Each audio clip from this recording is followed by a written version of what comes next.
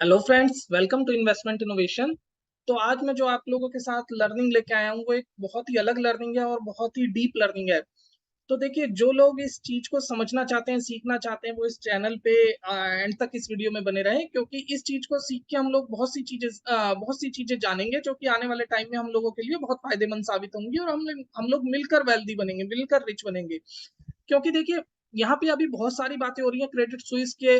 Crash को लेके, Lehman Brothers जैसे क्रैश को लेके। तो उसके बारे में हम लोग यहाँ पे लर्निंग लेंगे। तो जैसा कि आप लोग देख रहे हैं, यहाँ पे स्क्रीनर डॉट इन खुला हुआ है और स्क्रीनर डॉट इन पे जाके हम लोग कुछ ऐसी लर्निंग लेते हैं और ऐसी डेटा निकालते हैं जो जो हमें आगे एनालिसिस करने में बहुत हेल्पफुल रहेगा। तो देखिए, यहाँ पे स्क्रीन पे जाएंगे और क्रिएट न्यू फिल्टर करेंगे और यहाँ पे अगर एफ आई आई होल्डिंग को यहाँ पे सेलेक्ट करेंगे और मैं इस क्वेरी को अगर रन करूंगा तो मेरे सामने ये जितनी भी एफ आई आई होल्डिंग होंगी वो सारी आ जाएंगी। यहाँ पे देखिए, एफ आई आई होल्डिंग यहाँ पे परसेंटेज वाइज मेरे सामने आ गई और अगर मैं मार्केट कैपिटलाइजेशन वाइज इसे यहाँ पे अगर फिल्टर कर देता हूँ हाई टू लो, तो यहाँ पे ये सारी आ गई। अगर मैं इसे एक्सपोर्ट करके और इस एक्सपोर्टेड फिगर को मैं एक्सेल में देखना चाहूँ, जो कि मैंने ऑलरेडी यहाँ पे आपके लिए कर रखा है, तो यहाँ पे देखिए, अगर मैं इस एक्सपोर्ट करके एक्सेल में देखना चाहूँ तो मेरे सामने यहाँ पे ये एफ आई ए होल्डिंग की फिगर थी और मैंने यहाँ पे इसे कैपिटलाइजेशन करने के लिए इसे सिंपल सिंपल परसेंटेज टर्म्स में कैपिटलाइजेशन को मल्टीप्लाई कर दिया। यानी अगर 16.5 लाख करोड़ की रिलायंस इंडस्ट्रीज, यहाँ पे जो आप देख रहे हैं रिलायंस इंडस्ट्री, अगर 16.5 लाख करोड़ की कंपनी है और उसमें से अगर market capitalisation F I I holding की देखूं तो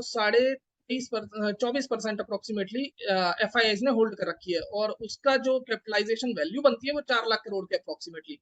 और अगर मैं इसका टोटल लगा लूं तो ये बनती है अप्रोक्सीमेटली पूरी इंडस्ट्री का 47 लाख करोड़। 47 लाख करोड़ कोई छोटी मोटी रकम नहीं होती, 47 लाख करोड़ एक बहुत बड़ी रकम होती है। अगर मैं इसकी बात करूं 47 लाख करोड़ पूरे इंडियन मार्केट कैपिटलाइजेशन का कितना है, तो देखिए 280 ट्रिलियन की इंडियन मार्केट मार्केट है और 47 ट्रिलियन इन्होंने एफ आई आई ने होल्ड कर रखा है। अब ये मैं 280 ट्रिलियन कहां से लाया हूं ये मैं बात करूं तो देखिए, ये मैं आपको डेटा यहां से दिखा देता हूं।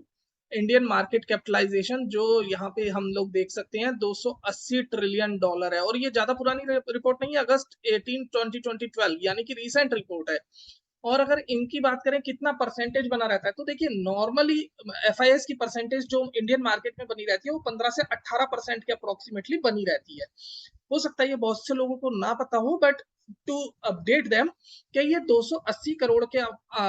कैपिटलाइजेशन में से 47 47.5 करोड़ हमारी एफ आई आई की वैल्यू है जो उन्होंने यहाँ पे इन्वेस्टेड है, जो स्टिल इन्वेस्टेड है। अब बात करते हैं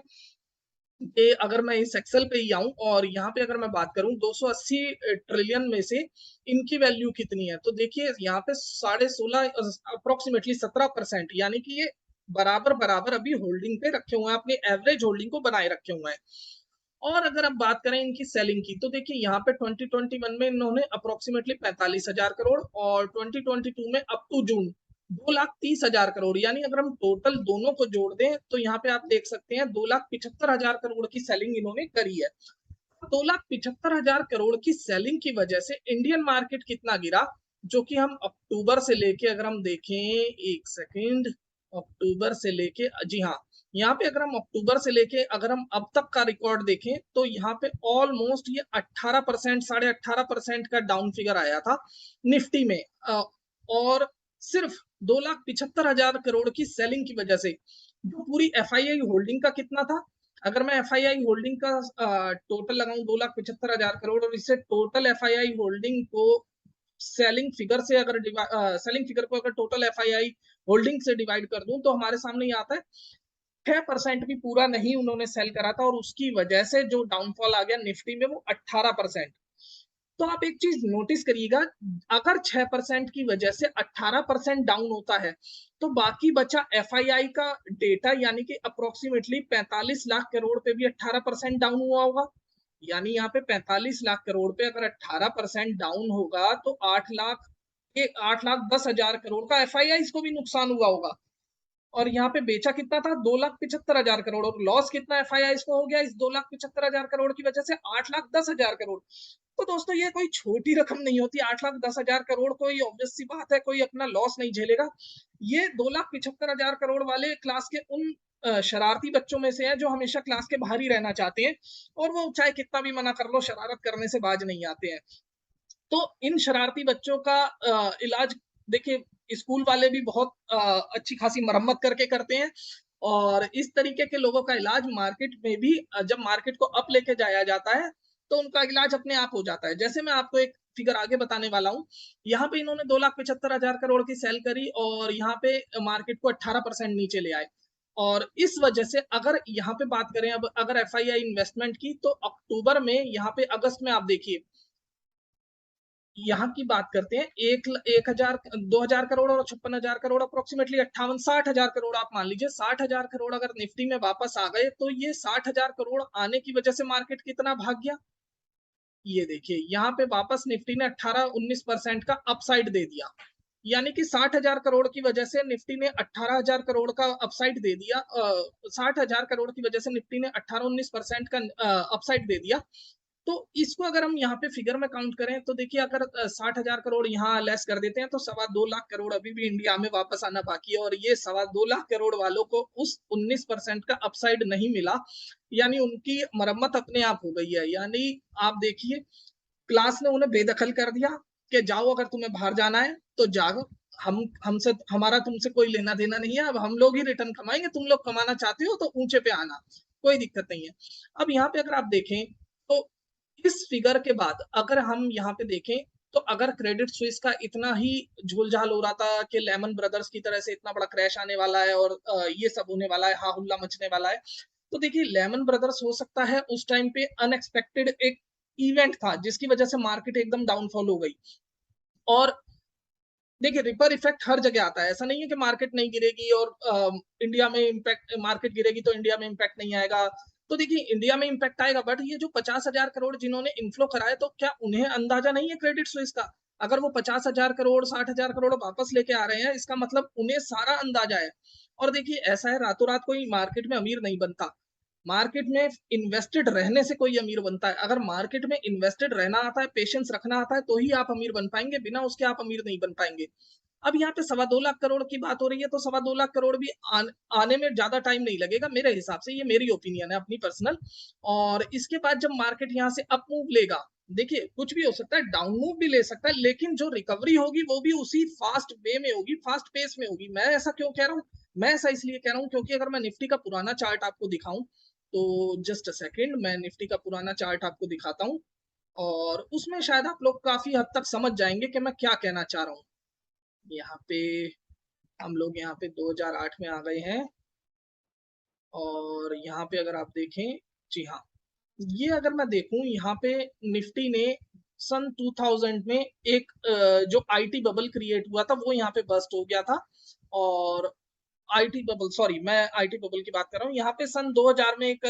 जो डाउनफॉल आया था उसे आउटलुक होने, उसे आउट कम होने में 4 साल लग गए थे तकरीबन, देखिए 2000 से लेके 2004 के बीच में। और ये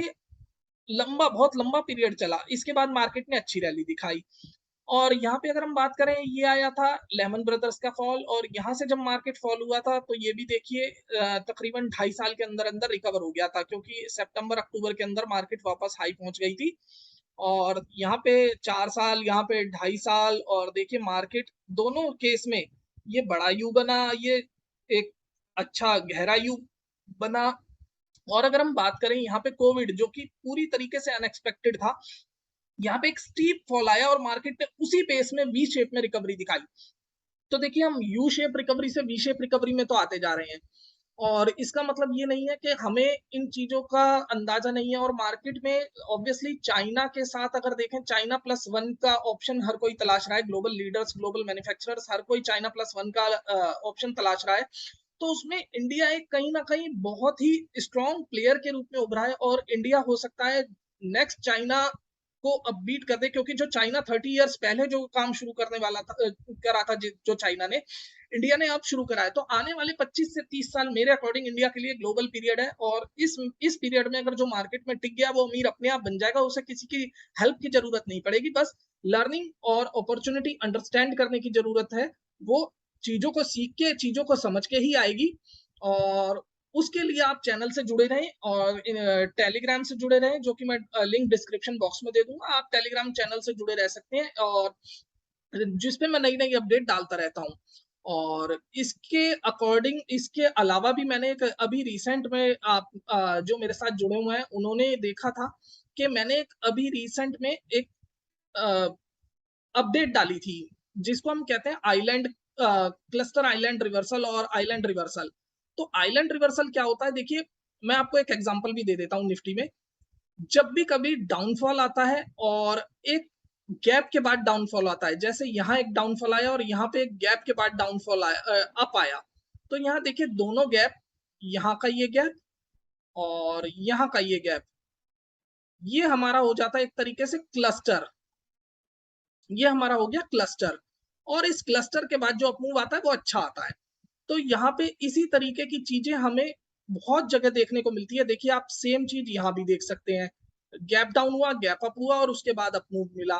तो इस तरीके की चीजें देखिए, जहां पे आप चार्ट पैटर्न्स को पढ़ना सीख गए, चार्ट पैटर्न्स को समझना सीख गए, वहां पे एक अच्छी अपमूव और अच्छी अपॉर्चुनिटी आप ग्रैब कर सकते हैं। और फिर निफ्टी में आपको अच्छी अपॉर्चुनिटी लेने से कोई नहीं रोक सकता। ये मेरी पर्सनल ओपिनियन है। और बाकी आप लोग अपना डिसीजन अपने आप ले, अपने फाइनेंशियल एडवाइजर से डिस्कस करने के बाद ही कोई पोजीशन में एंट्री और एग्जिट ले। और अगर मैं बात करूं आज की, तो आज की मेरे को इंडिया की पोजीशन बहुत ही स्ट्रांग लगती है, क्योंकि ग्लोबली रिसेशन की बातें हो रही हैं, ग्लोबली क्रेडिट स्विस के परेशानियों की बातें हो रही हैं, बट क्या फॉरेन इन्वेस्टर्स इन चीजों से आउट इनफ्लो रोक रहे हैं या इनफ्लो बढ़ा रहे हैं? हम लोगों को ये चीजें लर्निंग से ही पता लग सकती हैं। और लर्निंग हमें कहाँ से मिल सकती है? जब तक हम खुद टाइम डिवोट नहीं करेंगे, खुद एनालाइज नहीं करेंगे, हमें वो लर्निंग नहीं मिल पाएगी। तो देखिए, जैसे इन क्लास के बच्चों को मार्केट ने बाहर कर दिया, वैसे ही जो जिद्दी बच्चे हैं, हम लोग जैसे जिद्दी रिटेलर्स हैं, मार्केट उन लोगों को भी मौका नहीं देगी। जब तक हम इन्वेस्टेड नहीं रहेंगे तब तक हम अमीर नहीं बनेंगे। इन चीजों के साथ ही हम लोगों को ये लर्निंग लेनी है, और आने वाले टाइम में भी मैं आप लोगों के लिए इस तरीके के वीडियो लाता रहूंगा और बनाता रहूंगा। So stay invested, stay subscribed and stay tuned, और keep healthy and keep wealthy. So thank you for the day. Thank you, friends.